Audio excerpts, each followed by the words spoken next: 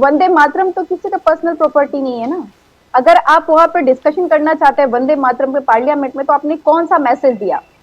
अगर वंदे मातरम को आज हम याद कर रहे थे, हम कहते हैं पार्लियामेंट में डिस्कशन में हो रहा था, आप जो है स्कूलों में अनाउंस कर देते कि हाफ क्लासेस के बाद में हम वंदे मातरम की 150th एनिवर्सरी मनाएंगे और जो है इस पे इसको बताया जाएगा किस तरीके से आया, किस तरीके से आजादी के दीवानों ने इसको गाया। लेकिन इन्होंने क्या किया? इन्होंने क्या नहीं, जिन्ना के सामने घुटने टेक दिए।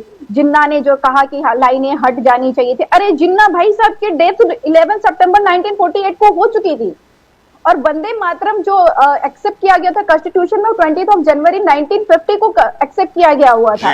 और उसको फ्रेम करने के लिए बाबा साहब भीमराव अंबेडकर और जो है आयरन पुरुष सरदार वल्लभ भाई पटेल, इतने लोग थे। अब आप उन पे क्वेश्चन मार्क उठा रहे हैं। आप सोचिए डिविसिव पॉलिटिक्स आपको यहाँ पे भी करनी है। जो डिस्कशन एक गौरवान्वित वाला हो सकता था, जिसपे पूरा देश एकत्र होकर के गौरव फील करता, उसको भी सरकार ने अंग्रेजों की पॉलिसी ला करके डिवाइड एंड रूल पॉलिसी करके, ऐसा कि नहीं वंदे मातरम का हम जो है सम्मान करते हैं वो नहीं करते हैं, वो सम्मान नहीं कर रहे हैं, या उन्होंने डिवाइड कर दिया, उसमें और ऐड करना चाहिए था। जिस वक्त संविधान का गठन हुआ, क्यों इसको राष्ट्रगान नहीं बनाया गया, राष्ट्रगीत ही बनाया गया?